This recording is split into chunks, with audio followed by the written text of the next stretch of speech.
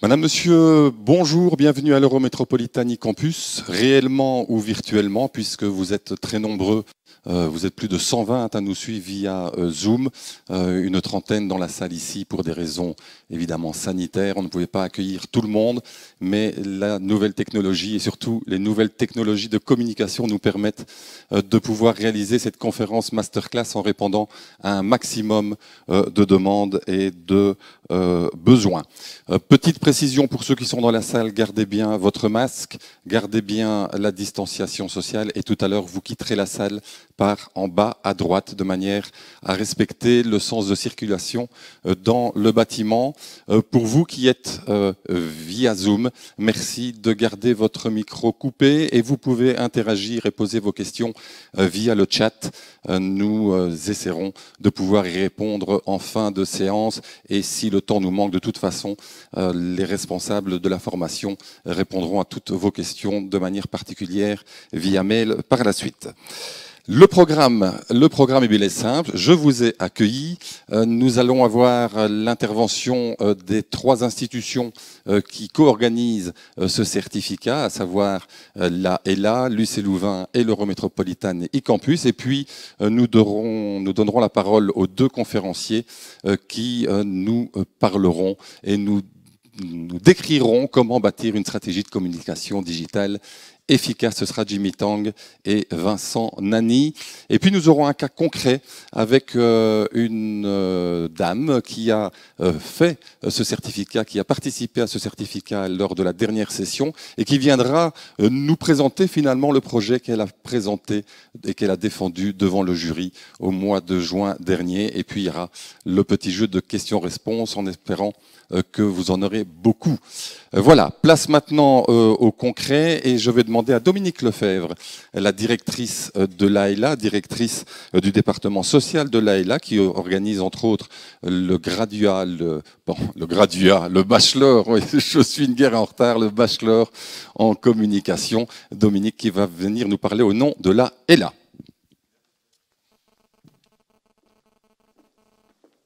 Voilà, merci Sébastien. Bonjour à toutes et tous, en live ou bien à distance. Soyez les bienvenus à cette conférence masterclass dont le titre est « Comment bâtir une stratégie de communication digitale efficace ». Alors aujourd'hui, pour nous, c'est un moment important puisque nous lançons la 3e édition de notre certificat en e-communication en collaboration, donc la Haute École Louvain-en-Hainaut, donc la ELA, l'UCL Mons et l'e-Campus. Alors, pourquoi ce certificat en e-communication qui est finalement validé par 10 crédits ECTS, donc c'est vraiment un diplôme en soi. Eh bien, c'est une idée qui a germé il y a quelques années de ce fameux bachelier en communication que nous venons d'évoquer, qui est donné à tourner par l'AELA. Alors, nous avions d'abord remarqué une chose, c'est qu'il y avait vraiment des besoins dans la région pour ce type de formation, puisque tout ce qui est formation digitale, outils digital, ce sont des activités qui évoluent sans cesse. Donc ça, c'est un premier point important.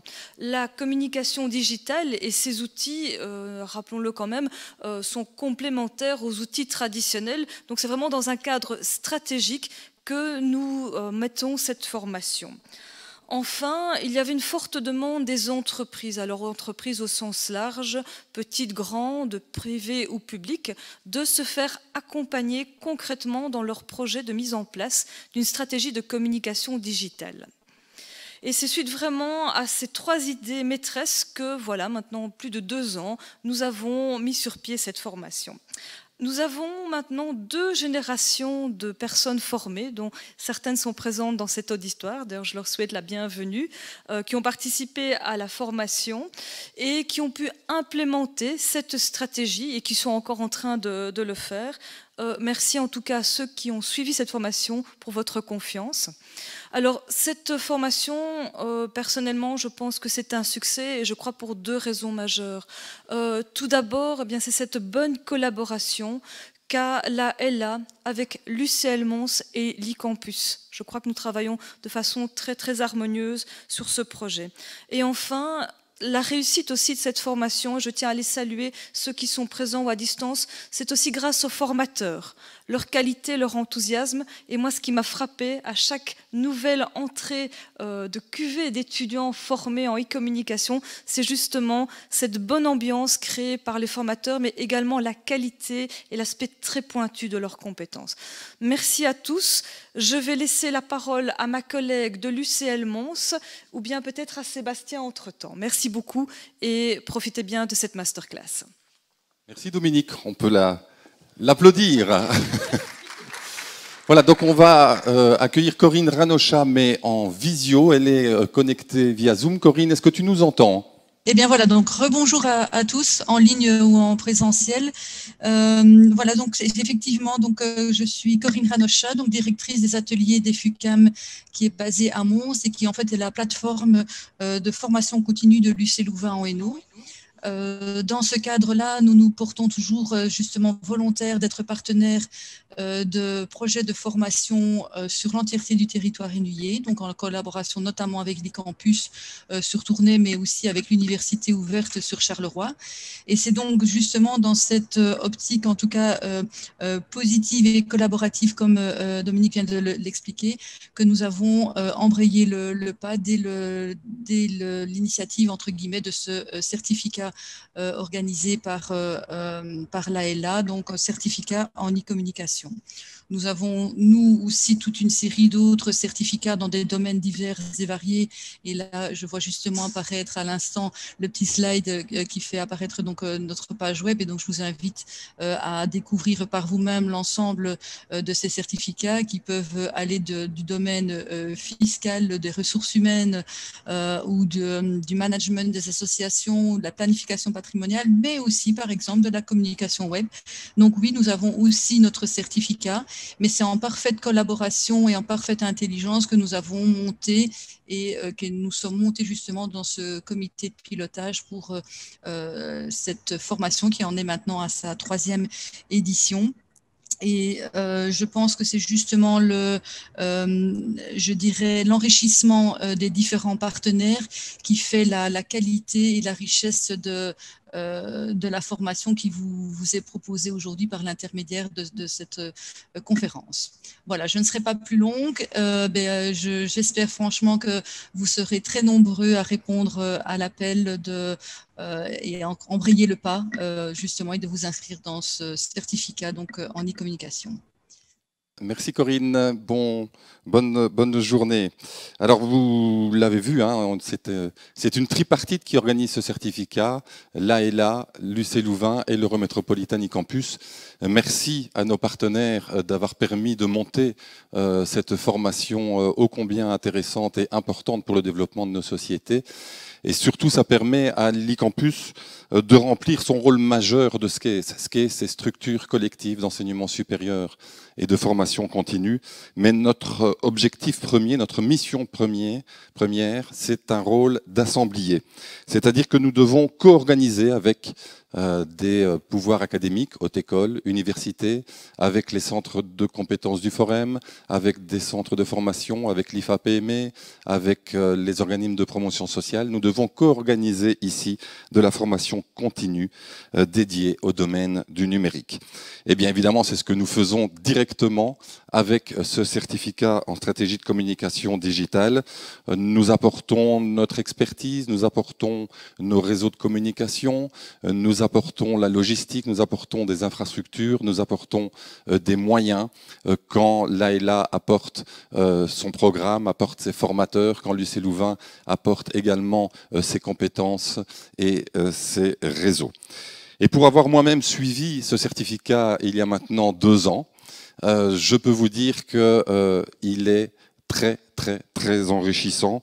Alors, on va rentrer dans le vif du sujet avec la masterclass.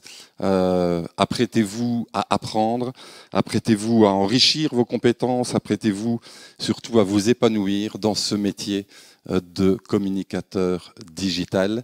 Et je vais appeler maintenant nos deux conférenciers, Vincent Nani, qui est responsable de la société Getmore en consultance digitale.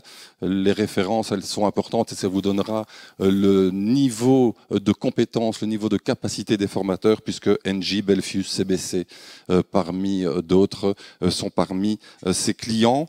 Et il est également formateur durant la formation. Il est accompagné par Jimmy Tang, qui est agent conseil en stratégie de communication sur la région également, et qui est surtout le responsable pédagogique du certificat. Messieurs, vous avez 30 minutes pour nous expliquer comment bâtir une stratégie de communication digitale efficace pour mon entreprise ou mon institution en 2021. Ce que j'ai envie...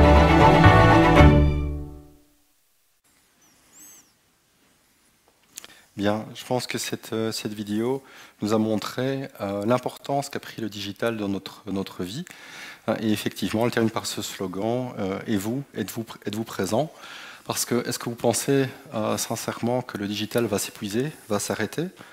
Je pense que poser la question, c'est avoir la réponse. En tout cas, votre présence aujourd'hui, en présentiel ou en distanciel, montre que vous avez compris tout l'enjeu qui se joue, parce que on entend souvent parler maintenant de seconde vague. Jim et moi, nous sommes convaincus que c'est plutôt un tsunami au niveau digital qui va arriver. Et en termes de digital, on se pose souvent la question, voilà, créer du contenu, oui, mais comment faire? Mais quelque part, vous êtes tous créateurs de contenu. Nous sommes tous des médias, ne fût-ce que par les publications que nous faisons sur les réseaux sociaux, Facebook, Instagram et autres. Voilà, et donc ici alors du coup on se permet de se positionner comme des experts. On va essayer de vous proposer très rapidement, puisqu'après vous aurez un exemple très concret d'une participante au certificat qui va vous montrer les résultats attendus finalement de ce certificat. C'est qu'en tant qu'expert, on vous propose de découvrir, en bref donc, les 8 étapes essentielles pour bâtir une stratégie de communication digitale, partant du principe qu'il s'agit d'un cercle vertueux qui ne cesse de tourner en quelque sorte. 8 étapes, dont la première, évidemment, la SWOT. Pas de bon départ sans une bonne analyse. Et donc, au cours du certificat, on vous apprendra à réaliser une SWOT pertinente en, d'une part, analysant les aspects internes, forces et faiblesses, et d'autre part les aspects externes, opportunités et menaces. Et je dis pertinent parce que très souvent, une erreur que l'on fait, c'est de dire, ben voilà, en force, nous sommes des experts, nous sommes des pros dans notre métier, bien, vos concurrents aussi. Et donc cette SWOT doit toujours être mise en parallèle, en perspective avec vos concurrents, pour voir si effectivement vous avez une force, une faiblesse, une opportunité ou une menace. Une fois que cette SWOT est déterminée, bien évidemment, on va s'intéresser à se fixer des objectifs. Et cet objectif doit être SMART. C'est probablement une appellation que vous avez déjà entendue pour spécifique, mesurable, atteignable, réaliste et dans un timing. Et donc, si je prends un exemple très précis, si vous fixez comme objectif d'augmenter le chiffre d'affaires de votre entreprise de 5 000 € par mois grâce à, je dirais, vos campagnes d'emailing, mais mettons ceci en perspective avec votre nombre d'abonnés. Et si effectivement vous n'avez que 250 abonnés à votre newsletter, mais est-ce que cet objectif est vraiment smart? En tout cas, ça mérite de poser question.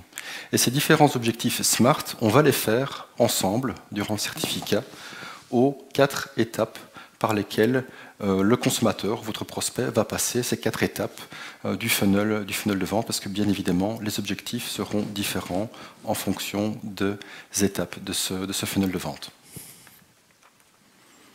La troisième étape, une fois qu'on a fait une bonne analyse, qu'on a déterminé ses objectifs, c'est d'observer, veiller, regarder ce que font les concurrents, mais également regarder quelles sont les alternatives et se poser les bonnes questions. Mais que peut-on reprendre? Qu'est-ce qui peut servir d'inspiration? Et comme disait Karine tout à l'heure, ce certificat s'adresse autant aux entreprises privées et publiques qu'à tout type d'organisation. Et si vous êtes la bibliothèque d'une université de l'UCL, par exemple, vous pourriez vous inspirer de ce que fait la bibliothèque universitaire de Metz en termes de, justement, génération de contenu. Et cette génération de contenu, Vous allez la faire orientée par rapport à votre buyer persona, qui est la 4e étape et qui est une étape véritablement clé sur laquelle on va passer du temps ensemble. Votre buyer persona, qu'est-ce que c'est? C'est simplement le portrait chinois de votre client type. Et ce portrait chinois, on va lui donner un prénom, un âge, toute une série de caractéristiques ensemble qui seront relevantes justement par rapport à vos objectifs et par rapport à votre SWOT. Et tout le contenu, ensuite, votre stratégie éditoriale, je pense que c'est le prochain slide, c'est juste après, sera orienté vers ce buyer persona. Alors, dans le monde du digital, on rigole beaucoup. En tout cas, il y a beaucoup d'humour. Et cette image illustre peut-être un peu la démarche de la 5e étape que je vais vous révéler dans un instant. Mais ça peut faire rire peut-être, mais chasser des mouches avec un bazooka, c'est pas évident. En tout cas, on peut faire beaucoup de dégâts pour un tout petit élément. C'est comme partir en guerre finalement avec un pistolet à eau. On en arrive à cette 5e étape qui est essentielle et à laquelle on ne pense peut-être pas tout le temps ou en tout cas d'emblée. Cette 5e étape, c'est définir un budget. Un budget, ça se détermine en moyens financiers, mais évidemment aussi en moyens humains, les ressources humaines. C'est important parce qu'on a longtemps considéré que le web était finalement assez gratuit et facile. Avec l'évolution du web, des algorithmes, on se retrouve avec des portées naturelles, donc quand on fait une publication sans la payer, qui sont très très limitées. Et donc en tant que communicant professionnel, futur professionnel de la communication, d'entreprise marchande ou non marchande, il faudra d'office envisager cet aspect lié au budget. La stratégie, bien voilà, c'est la 6e étape. Un élément évidemment important, c'est le titre finalement de cette conférence masterclass, mais c'est simple, c'est réfléchir et lister les canaux où se trouvent vos cibles. Je pense que cette phrase est tellement importante que vous allez l'entendre sans doute très régulièrement de la part d'experts dans le domaine, mais ça ne sert évidemment à rien de se dire je vais créer quelque chose par exemple sur Facebook si on sait que les cibles ne sont pas là. Alors, je voudrais aussi nuancer, parce qu'ici on prône un peu le digital, mais il y a une réalité aussi, et Dominique, la directrice de la section communication de l'AELA, pourra sans doute également en témoigner, c'est n'oublions pas qu'il y a des canaux traditionnels en termes de communication. Et donc une conférence de presse, par exemple, est un exemple qui pourrait être très intéressant dans le cas de certaines cibles. Bref, il est possible de mettre en place une stratégie bien déterminée sur des canaux bien déterminés, mais toujours en fonction de la cible.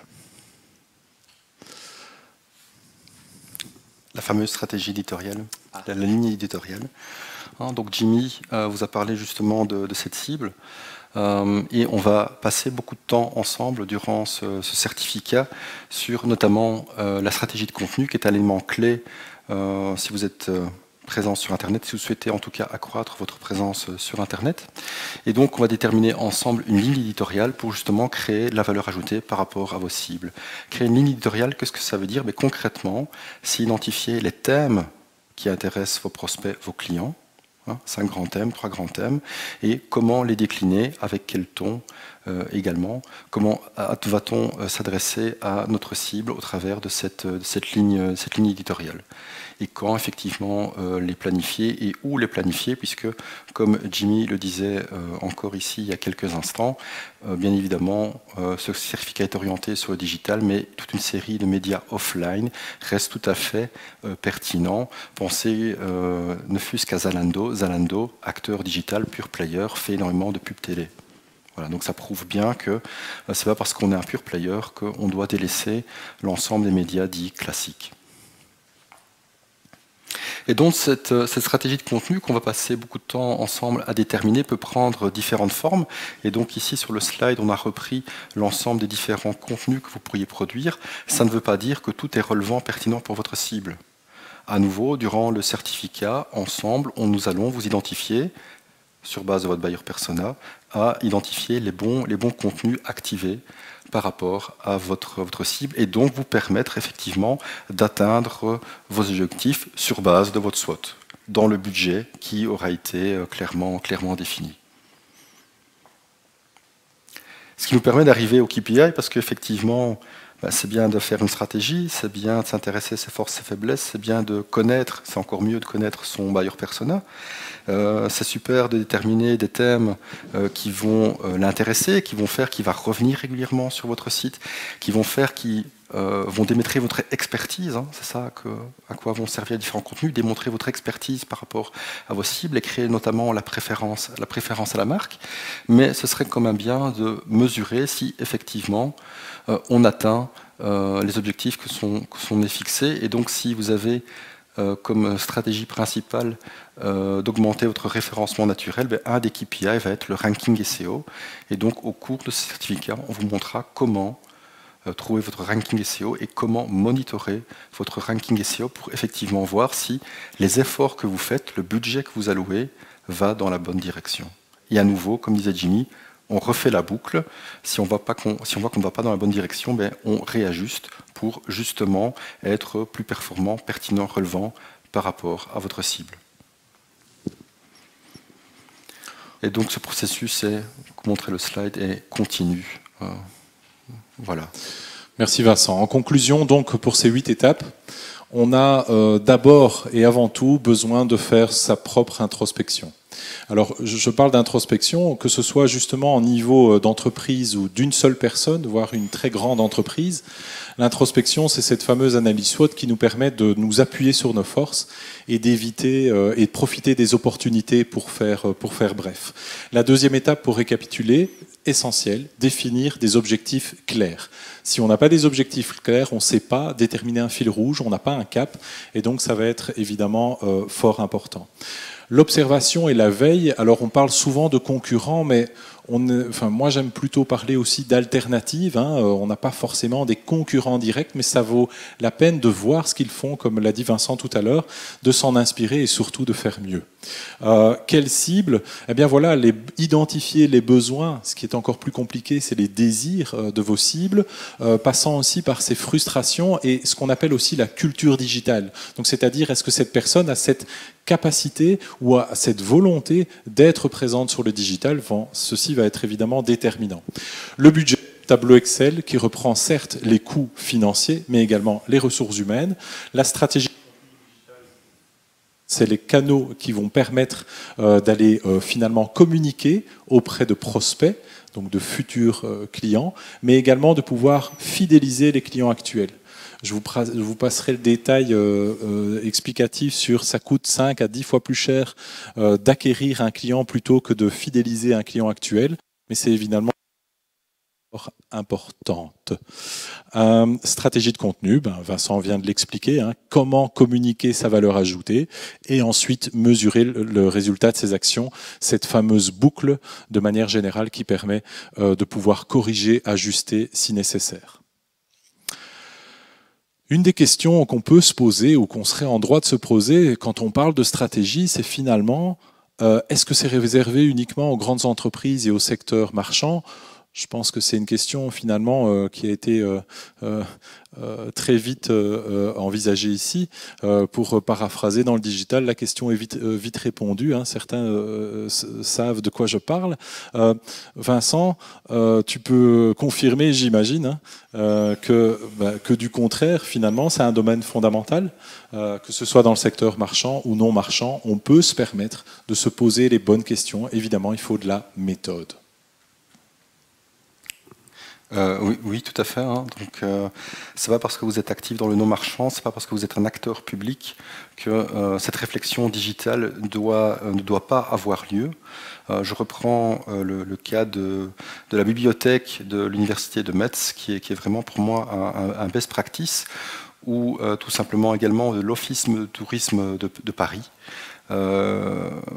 Qui, sur base de leur objectif, donc vous devez savoir que l'Office de tourisme de Paris a pour objectif de rester la première destination touristique en Europe. Ça, c'est l'objectif qu'ils se sont fixés. Alors, il n'est peut-être pas smart, je ne connais pas toutes les déclinaisons, le timing, le budget qui est affecté. Mais en tout cas, sur base de cet objectif, ils ont développé une stratégie de contenu. Ils ont également eu l'intelligence de ne pas faire ça seuls. Puisqu'ils ont créé un incubateur, donc ils invitent différentes startups à développer des services pour les touristes, pour faciliter l'expérience. On parlera beaucoup durant ce certificat digital de l'expérience digitale, l'expérience complète du consommateur, du prospect, qui font qu'effectivement, ils vont pouvoir garder cette position ou du moins atteindre leur objectif qui est « nous devons rester la destination préférée en Europe et être le numéro 1 ». Donc un acteur public a également intérêt à, je dirais, développer ce type d'approche. La question qu'on peut se poser aussi, c'est finalement combien de temps passons-nous par semaine, par mois, par jour, à réfléchir avant d'agir. On est, je pense, pour accompagner plusieurs entreprises dans le domaine, systématiquement plongé dans notre opérationnel.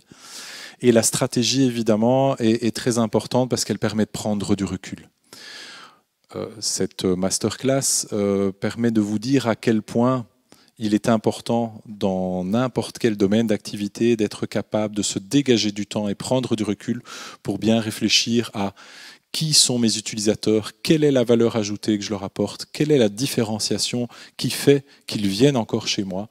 Bref, la stratégie, comme on peut l'appeler. Prendre le temps de se poser les bonnes questions.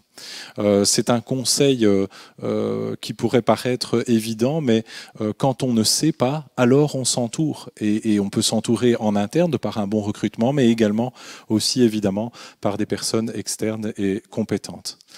La communication, c'est un métier. La communication digitale également. Fondamentalement, une personne formée en communication sera capable de mener une stratégie de communication digitale. Par contre, les codes ont changé. Et il faut avoir conscience de ça.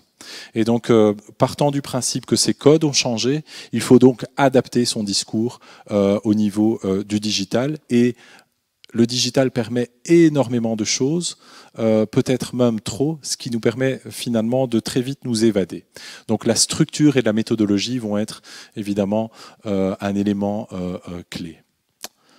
Voilà, vous l'avez compris, hein, cette conférence masterclass a pour mission, entre autres, de vous donner des informations, mais aussi de promouvoir une formation à laquelle on croit vraiment pour sa 3e édition, qui se déroulera du 17 novembre 2020 au 11 mai 2021. Il s'agit d'une formation en fait de 114 heures qui a été aérée, en tout cas parce que nous savons que notre cible principale sont des responsables marketing, des responsables communication, des chargés de projet qui ont la charge de la communication de manière générale dans une organisation et qui permettent en fait, qui se forment en continu. Et donc la formation a été aérée à la fois en soirée, 18h, 21h. C'est un modèle qui convient à beaucoup de personnes, le mardi ou le jeudi en général. Une formation qui permet aussi de se former en journée. Il y a un agenda qui est disponible et que je peux évidemment que je vais vous montrer juste après. Et le samedi, mais pas énormément de samedi non plus. Et quand c'est le samedi, c'est de 10h à 15h30 pour éviter justement de prendre trop de temps au niveau familial. Voilà. Alors, ce qui me semble essentiel de vous dire, en bref, c'est que certes, cette formation est une formation qui permet d'apprendre des choses, mais surtout de pratiquer. Pratiquer parce que des exercices sont proposés, que ce soit dans la création de contenu, que ce soit dans la pratique de vérifier entre guillemets une stratégie d'une entreprise ou montrer un exemple et participer en intelligence collective entre le formateur et les participants, et aussi également un accompagnement. Alors l'accompagnement, très concrètement, de quoi parle-t-on? Vous pouvez venir à cette formation avec un projet concret pour mettre en œuvre votre stratégie digitale, voire une stratégie que vous avez déjà élaborée qui pourrait être améliorée de manière un peu plus conséquente. Tout se basera sur ces fameuses 8 étapes d'une stratégie de communication digitale qu'on va vous demander, en tout cas si vous êtes candidat au certificat, donc c'est-à-dire un diplôme qui a valeur de 10 crédits ECTS dans le monde de l'enseignement supérieur et qui vous permettra quelque part de valider aussi vos compétences. Ce jury vous permettra de présenter en 20 minutes les 8 étapes essentielles qu'on vient de vous proposer ici. Et ce qu'on a envie de vous proposer dans un instant, c'est qu'une des participantes, Sonia en l'occurrence, va vous montrer dans les mêmes conditions du jury, c'est-à-dire en 20 minutes, comment elle a transposé ce qu'elle a appris dans un cas concret de stratégie digitale. Alors, bon, le certificat est une formation type longue, hein. On est sur, en tout cas, formation continue type longue, 114 heures, à un coût, ça représente 1 500 €. Pour vous donner une idée, c'est 13,15 € de l'heure, donc ça reste pour des formateurs vraiment expertisés un tarif tout à fait raisonnable. L'agenda va être montré dans un instant, mais il est évidemment disponible sur le point de chute central qui est cerceau.be. Donc vous avez vu sans doute l'adresse un peu partout. Ce qui est important de vous dire, c'est qu'au regard des 9 modules qui sont présentés, l'ensemble des éléments essentiels pour bâtir une stratégie de communication est présenté. Il y a d'abord un contexte au niveau, finalement, mon projet digital. Qu'est-ce qu'on va attendre de vous ? Ces fameux 8 étapes. Et déjà proposer aux participants de réfléchir à son projet exactement et le transposer dans ces 8 étapes. On brossera l'entièreté des possibilités dans un module qui s'appelle stratégie digitale. Ensuite, on parlera du référencement, ce qu'on appelle le référencement naturel, la SEO, pour ceux qui ont déjà entendu parler de ce terme, et comment se référencer en fait son projet efficacement. Copywriting pour écriture ou conception rédactionnelle. La conception de contenu est essentielle dans une démarche de communication digitale. Et donc, il y a vraiment un module, entre autres ici, de 23 heures qui comprend à la fois de la théorie et de la pratique par un spécialiste de ce qu'on appelle le storytelling.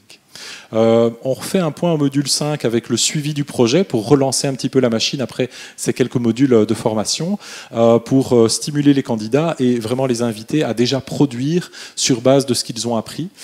Search Engine Marketing SEM est présenté par Vincent ici et permettra vraiment d'avoir des aspects en lien avec justement les publics cibles, les fameux buyer persona, le 4e point, les 8 étapes qui est vraiment essentiel, et aller en profondeur là-dedans. L'emailing n'est pas mort, il doit juste être utilisé à bon escient. Et donc un module emailing est spécialement proposé pour communiquer de façon assez personnalisée avec votre audience. Et donc il y a 6 heures consacrées à cela. Et évidemment, bien sûr, puisque ça a pris une importance immense dans nos vies, mais aussi privées et professionnelles, un module dédié aux réseaux sociaux. Et je peux vous dire que cette année, et je remercie vraiment entre autres Jérôme Neif, le formateur qui travaille dans une très grosse agence à Bruxelles.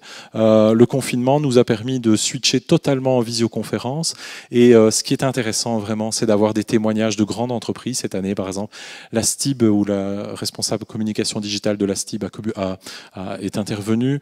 On a eu une association dans le domaine de la musique qui nous a proposé un témoignage, et tous les candidats, évidemment, ou en tout cas les participants, peuvent poser leurs questions, et c'est évidemment très instructif. Voilà un petit peu pour la démarche et le programme de la formation. Et vous voyez, il y a une petite surbrillance qui est mise en projet module 9, c'est la préparation au jury. C'est là qu'on est vraiment dans de l'accompagnement et du coaching pour permettre aux participants qui sont candidats à l'obtention de ce certificat de présenter, de préparer leur jury et de nous présenter. Et en intelligence collective, on se challenge et on explique oui, ça c'est bien, ça mériterait peut-être d'être amélioré ou approfondi. Les dates, je vous les laisse, mais c'était principalement pour vous montrer aussi le côté agile de cette formation qui est à la fois disponible en visioconférence pour éviter que les participants se déplacent un peu trop pour un module finalement de 18 à 21 heures. Ça fonctionne très bien. On a été forcé de tester cette démarche durant la Covid et ça s'est déroulé très bien. Évidemment, des temps de pause dans ce cas-là sont prévus un peu parce que voilà, c'est une autre approche. Mais vous avez comme ça une idée concrète des dates pour cette formation. Nous sommes évidemment à votre écoute pour toute question en lien avec cette formation. Le point de chute, je le disais, c'est entre autres la page du Cerceau. le QR code peut être scanné, mais vous pouvez aussi évidemment, en tapant simplement sur Google, vous verrez, on est très bien référencé, ce qui serait peut-être un comble d'ailleurs si ce n'était pas le cas. Voilà, donc nous sommes évidemment à votre écoute pour toute demande d'informations complémentaires par rapport à ça. Tout de suite, je cède la parole donc à Sébastien pour le cas concret. Oui, on va surtout maintenant démontrer, c'est bien beau, tout ce programme et tout ça, mais qu'est-ce que ça donne, hein, comme le disait Michel Chevalet, un journaliste très célèbre, comment ça marche? Eh bien, on va le voir avec Sonia Canuet, qui a suivi le certificat 2019-2020, qui a défendu son projet devant jury début juin. Eh bien, elle va finalement refaire sa présentation, refaire sa défense de jury devant nous pour que l'on puisse découvrir ce qu'elle a appris, comment elle l'a mis en pratique et comment elle l'a appliqué à un projet qui lui est personnel, qui lui est professionnel et qu'elle peut maintenant développer dans sa vie tous les jours. Je vous demande d'accueillir Madame Sonia Canuet.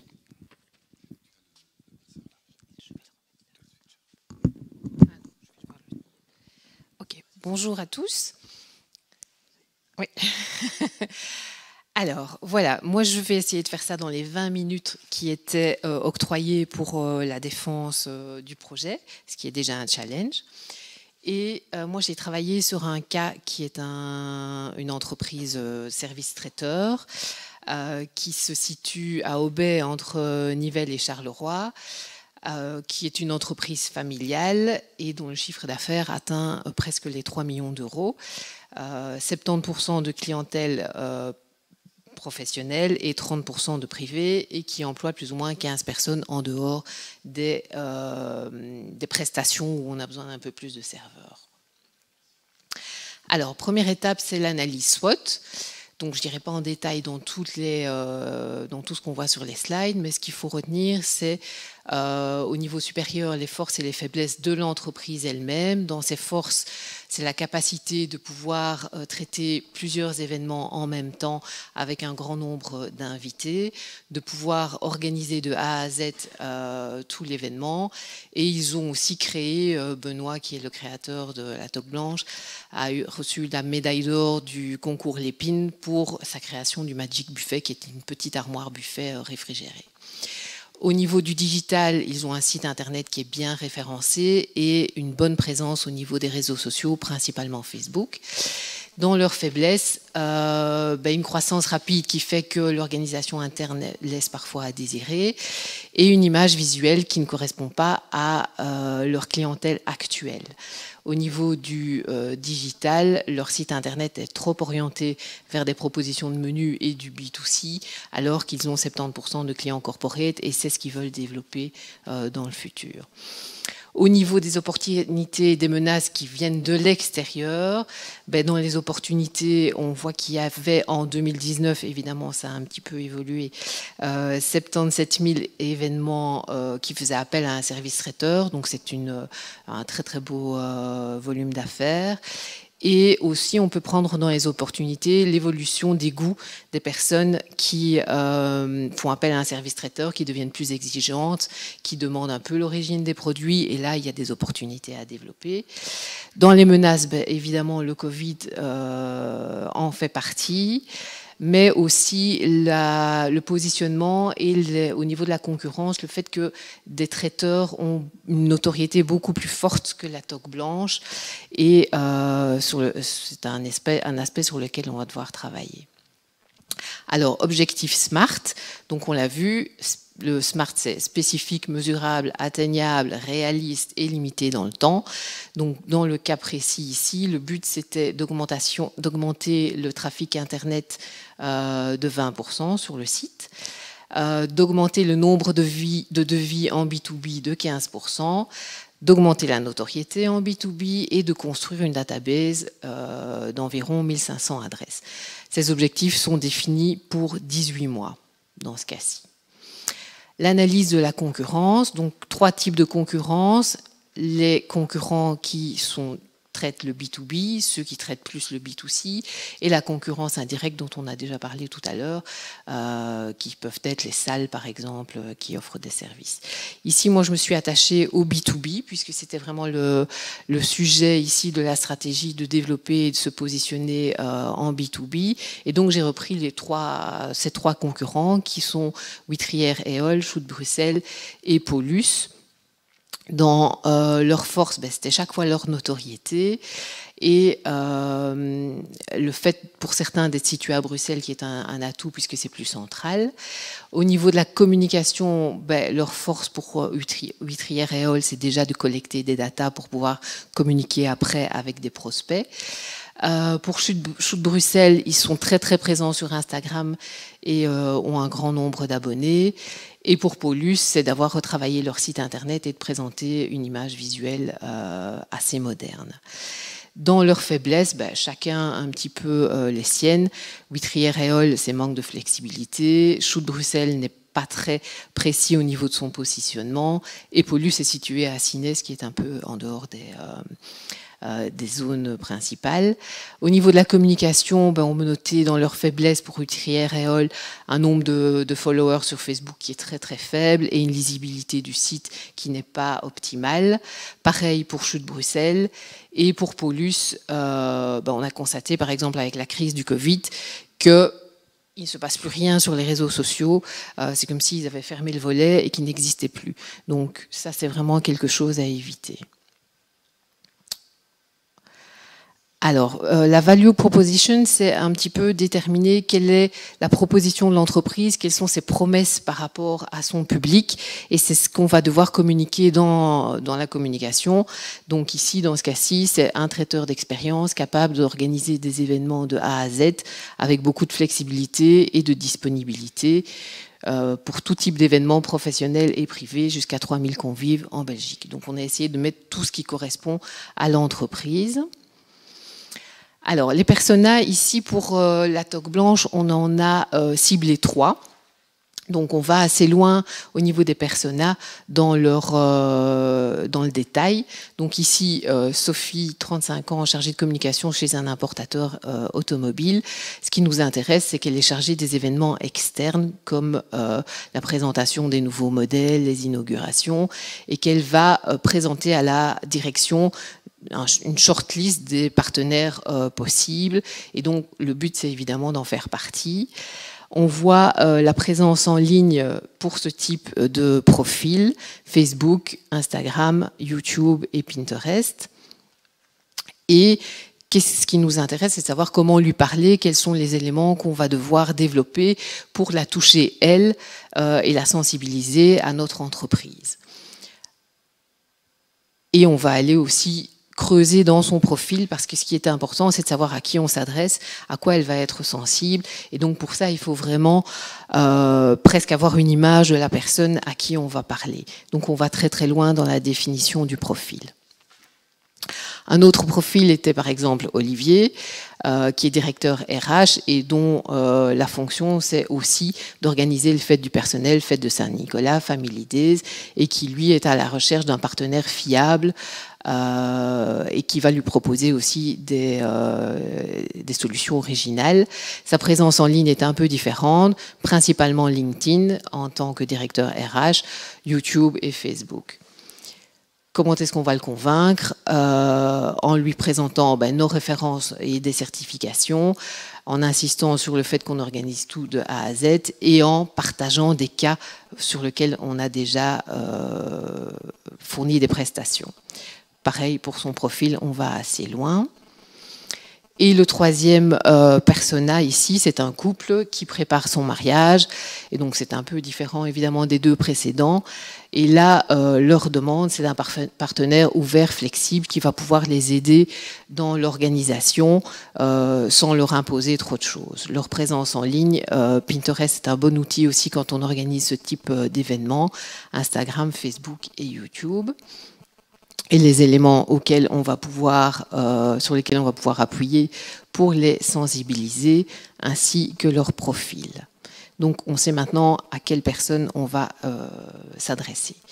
Alors, le budget, Ici, ne vous effrayez pas, c'est un montant qui a l'air important, évidemment, ça l'est, mais on est sur 18 mois et on parle d'une entreprise qui atteignait 3 millions de chiffres d'affaires. Donc, c'est à mettre en perspective. Il y a la partie digitale qu'on trouve à gauche, dans laquelle il y a du budget média aussi, puisque ça doit se payer également, et la partie de droite qui sont les éléments qui ne sont pas forcément digitaux, mais comme des salons, tout ça a un coût, et forcément il faut en tenir compte. Ici c'est via agence, donc ça veut dire qu'au niveau RH, l'implication en interne est assez faible, puisque c'est l'agence qui prend ça en charge. Alors, le cœur de la stratégie, c'est important. Avec tous les éléments qu'on a engrangés pendant l'analyse, on va pouvoir déterminer les canaux de communication digitaux et non digitaux qui peuvent aller chercher des prospects, des nouveaux clients.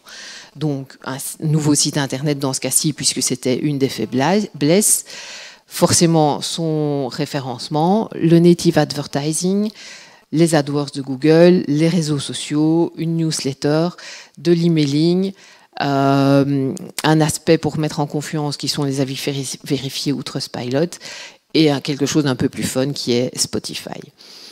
Au niveau des canaux non digitaux, je vais passer là-dessus. Et pour visualiser un petit peu comment va fonctionner la stratégie, c'est avec les outils qu'on met en place à gauche, donc Google, les AdWords, Facebook, LinkedIn, Pinterest, le native advertising. Le but, c'est évidemment d'amener du trafic sur le site internet. De là, si on peut convertir directement avec une demande de devis, c'est parfait, mais ça n'est pas toujours le cas, voire pas souvent. Et donc, il faut retravailler par la suite avec les réseaux sociaux ou principalement avec les réseaux sociaux ou YouTube sur du retargeting pour reproposer du visuel aux internautes en espérant que là, ils convertissent, ou leur suggérer aussi une action sur le site internet, ce qu'on va appeler une micro-conversion, mais qui va nous permettre de collecter des données, principalement des adresses mail, pour pouvoir communiquer par la suite à ces prospects avec des emails personnalisés en fonction de ce qui les occupe, de l'événement qu'ils doivent organiser.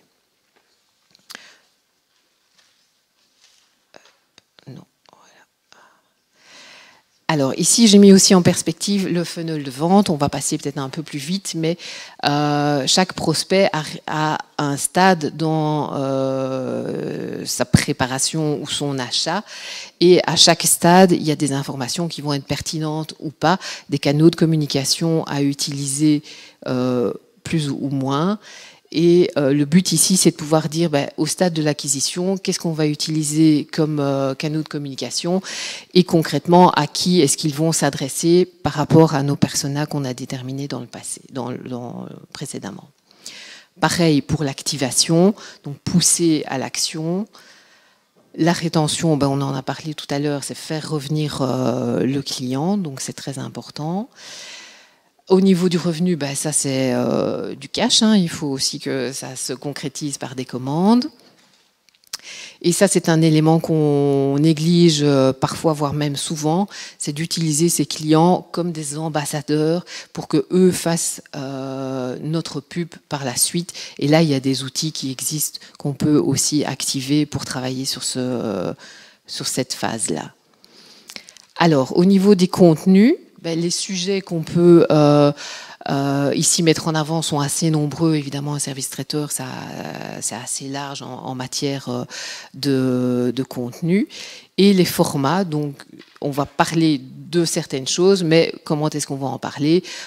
Sur le blog, grâce à des photos, des vidéos, des landing pages. Donc là, il y a multitude de possibilités aussi. Ça, c'est ceux que moi j'ai choisis pour ce cas concret. Alors ici, un petit mot sur le contenu. Ce que j'ai vraiment appris ici dans la formation, c'est que le contenu, il peut se décliner sous différentes formes.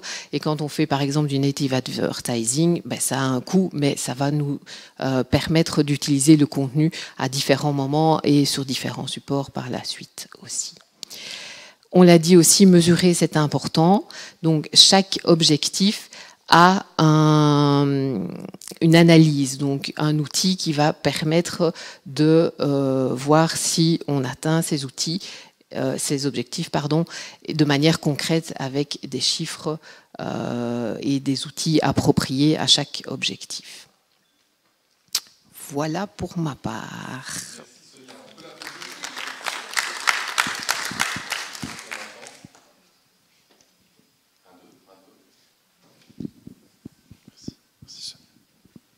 Sur le micro.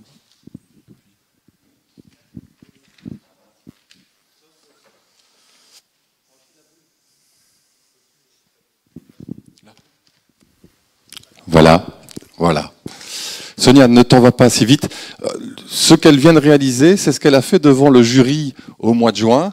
Et elle a obtenu son certificat haut la main, un jury qui est quand même composé vraiment de professionnels de la communication et d'un niveau assez élevé. Jimmy, tu me le confirmeras. Sonia, avant que tu ne t'en ailles, juste une petite question. Tu avais fait un bachelor en communication, tu es active professionnellement dans la communication depuis pas mal d'années, une société Anvers si je ne m'abuse. Le fait d'avoir suivi ce certificat, est-ce que ça t'a permis de passer à un niveau supérieur? Est-ce que ça a vraiment enrichi ta vie professionnelle? Oui, ça enrichit, ça c'est sûr, et ça permet, quand on est en contact avec des entreprises, d'avoir, parce que moi je suis commerciale à la base, donc j'avais les notions, mais pas de manière aussi approfondie, mais ça permet de poser les bonnes questions et déjà de pouvoir visualiser comment on va transmettre ce que l'entreprise nous donne comme info dans du contenu, par exemple. Ça c'est vraiment quelque chose qui m'a beaucoup apporté, le copywriting, le contenu, et se dire, tiens, de quoi est-ce qu'on va parler, comment on va parler, en parler, comment le décliner. Donc ça, c'était vraiment des aspects assez concrets que j'utilise au jour le jour, quoi. Oui, donc on peut vraiment dire que aujourd'hui, tu peux vraiment rentabiliser tout ce que tu as appris sur l'année 2019-2020. Oui, c'est vraiment du concret, et le fait que ce soit chaque fois des professionnels actifs dans le domaine qui donnent des formations, ça nourrit beaucoup d'exemples, et ça c'est vraiment parlant d'avoir quelque chose de concret et pas de rester à la théorie, quoi. Dernière chose, parce que tu travailles avec des petites sociétés, des grandes sociétés, est-ce que ce que l'on découvre, ce que l'on apprend, ce que l'on met en pratique dans son projet durant le certificat, vraiment il est adaptable à tout type de société, quel que soit le secteur, quelle que soit son importance? Oui, vraiment, je pense que ça se décline à tous les niveaux. Évidemment, les budgets sont différents, les moyens sont différents, l'interaction qu'on peut avoir avec l'entreprise aussi, mais c'est valable pour tous les profils d'entreprise, quoi.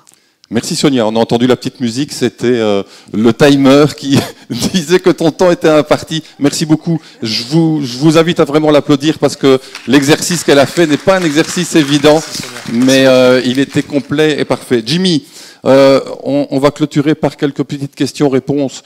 Certains sur le chat demandaient par exemple s'il y aurait la possibilité de revoir ou d'avoir les slides de cette conférence masterclass. Alors oui, bien sûr. En fait, ici on a et je tiens d'ailleurs à les saluer, une régie qui s'est décortiquée pour vraiment proposer un niveau technique en visioconférence de qualité. On me fait savoir aussi que parfois les petits textes étaient difficiles à identifier. On a fait un enregistrement en HD et donc on va pouvoir le publier sur un lien YouTube et effectivement vous allez pouvoir revoir comme vous voulez quand vous voulez cette conférence. Alors moi je voudrais juste qu'on reprécise certaines choses que l'on a découvert dans les 8 points essentiels. C'est le phénomène du persona. On l'a vu dans le travail que nous a présenté Sonia. Voilà, elle a inventé une chargée de communication de 35 ans, avec telle physique, avec telles activités, avec telles activités sur les réseaux sociaux, etc. Finalement, c'est bien beau, mais c'est quoi? C'est sorti de l'imagination ou bien il y a vraiment une base méthodologique pour créer son persona cible? Oui, voilà. Alors, je confirme, on n'invente rien, hein. Enfin, c'est-à-dire que on suppose et donc on crée des hypothèses pour créer cette fameuse silhouette à laquelle on ajoute une vraie image pour que lorsqu'on a une décision importante à prendre en tant que communicant, on puisse se mettre face à ce persona et se dire, est-ce que ce que je vais faire va te toucher, va créer de la valeur à tes yeux? Et donc, pour répondre directement à ta question, ce sont des hypothèses, et quand on n'a pas la réponse, on demande. C'est basé entre autres méthode qui s'appelle Lean Startup Methodology, inventée par Eric Ries, qui consiste à dire get out of the building. Donc on ne sait pas, eh bien on va dans la rue, on demande à nos clients et on cherche à savoir sans interrompre la personne, à savoir finalement qu'est-ce qu'elle fait, quels sont ses besoins et ses désirs. Et pour exprimer un petit peu la granularité de ça, il y a une grande différence entre un besoin et un désir. Un besoin, c'est j'ai soif. Un désir, c'est oui, mais j'ai soif de quoi? D'eau, de bière, de vin, d'alcool fort. Et c'est quelque part ces suppositions qu'on va aller confirmer et annoter dans une fiche qui pourra elle-même potentiellement évoluer. Voilà. Là, en bref, on a bien résumé. Autre chose, ça s'appelle certificat de communication digitale, de stratégie de communication digitale. Mais que ça soit bien clair, je sais que dans la salle, il y a par exemple des gens qui sont indépendants, qui sont seuls et qui veulent développer leur communication digitale. Il est important aussi de poser le concept que la communication digitale n'est pas une fin en soi, mais qu'elle s'inscrit dans une communication globale, une stratégie globale. Oui, tout à fait. Et merci de poser cette question parce que je pense que on a tendance, surtout ici en 2020, à envisager le digital comme la solution quasi unique, mais pas du tout. En fait, durant ce certificat, forcément dire qu'il n'y a que le digital. Encore une fois, tout se base sur sa cible. Si la cible n'a pas une culture digitale suffisamment élaborée, ou en tout cas assez importante, elle passera donc pas la majorité de son temps au niveau du digital. Et donc, dans cette démarche, dans cette méthodologie, quand on apprend à connaître correctement sa cible, on est du coup conscient que cette personne est à la fois présente dans le digital, mais également dans le monde réel, je dirais. Et donc, ça va être important d'élaborer ce qu'on appelle un mix communication. Et il est vrai que le mix communication qu'on va élaborer sera sans doute fort présent au niveau du digital, mais pas que. L'erreur, en tout cas, serait de négliger le fait que, par exemple, pour organiser une conférence comme aujourd'hui, on n'invite que par les canaux type LinkedIn, Facebook ou quoi que ce soit. Non, on a aussi fait des invitations papier, des affiches, etc., pour donner l'exemple concret. Merci Jimmy. On va devoir conclure. Dernière petite question. Concrètement, voilà, je suis intéressé pour suivre ce certificat qui donc débutera en novembre. Le cours jusqu'au mois de mai avec jury début juin si je ne m'abuse. Oui. Concrètement, comment je dois faire? Comment je dois m'inscrire? Est-ce que je dois déposer un dossier? Voilà. Oui. Alors, donc il y a un endroit vraiment très simple pour avoir toutes les informations, mais également aussi des témoignages concernant les anciens participants, le programme, l'agenda, etc. C'est l'adresse URL qui s'affiche ici à l'écran et le QR code que vous pouvez scanner, qui est l'adresse en fait de l'organisme qui gère les formations continues à l'AELA, cerso.la.be. Là, vous avez aussi les coordonnées. Donc, il y a un numéro de téléphone et une adresse mail. Si vous avez la moindre question, eh bien, n'hésitez pas à nous contacter. Nous, on est là aussi pour répondre vraiment à vos attentes. Une des questions, par exemple, très courantes qui nous est posée, c'est ben voilà, moi, je suis responsable communication d'une entreprise non marchande, par exemple, un centre culturel. Est-ce que j'ai vraiment ma place dans cette formation? Ce que tu disais tout à l'heure, je suis indépendant, responsable d'une start-up par exemple, voire responsable d'une grosse boîte, est-ce que j'ai ma place? Sonia a répondu, je pense, en partie à la question, c'est bien évidemment, puisque on ne vend pas ici une formation en outils, on vend une méthodologie. Et cette méthodologie, c'est l'avantage, c'est qu'elle peut s'appliquer à tout type de structure, marchande, non marchande, petite, moyenne ou grande entreprise.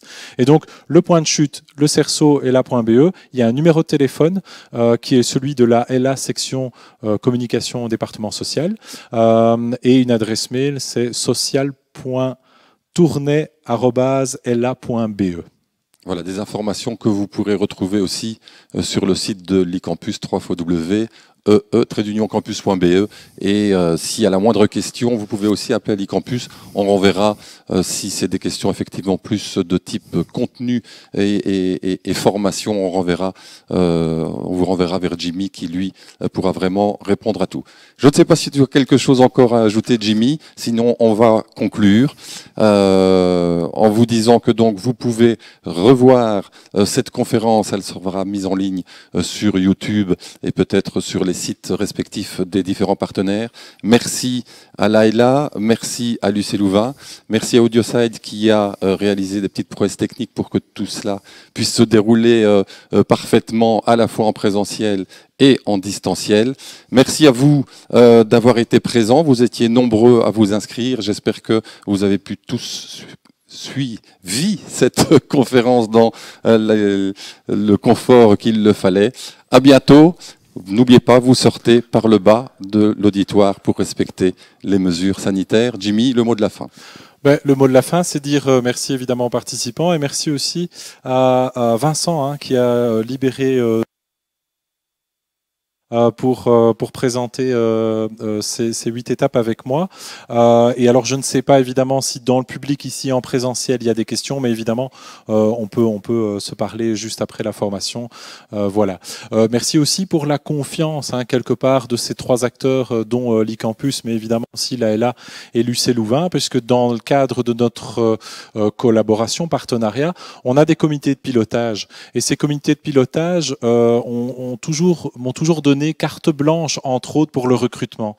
Et ça peut paraître étonnant de dire ça, mais c'est très important parce qu'en fait, moi, j'avais pas une shortlist. Je pouvais aller chercher les formateurs adéquats en fonction de leurs caractéristiques et de leur métier. Et ça, je voudrais le souligner parce que c'est pas commun. Donner carte blanche comme ça à quelqu'un pour dire vas-y, va chercher ceux que tu considères comme les meilleurs, c'est intéressant. Et puis, de sky is the limit avec le digital. L'avantage ici, c'est qu'à l'e-campus, il y a vraiment un très bon équipement. Et donc, de faire des conférences, enfin en tout cas de donner des interventions à distance. Et donc on a par exemple eu des intervenants du Canada, de France, etc. Et vraiment des personnalités reconnues. Je pense par exemple à Isabelle Mathieu, qui est vraiment une spécialiste des médias réseaux sociaux. Donc voilà, c'est très enrichissant à la fois pour moi, mais également évidemment pour les participants et les partenaires. Donc merci pour ça. Voilà, le digital n'a pas de frontières. Merci de votre présence, merci de votre écoute. Et on est encore à votre écoute pour répondre à toutes vos questions, y compris via le chat. Bon après-midi, à bientôt.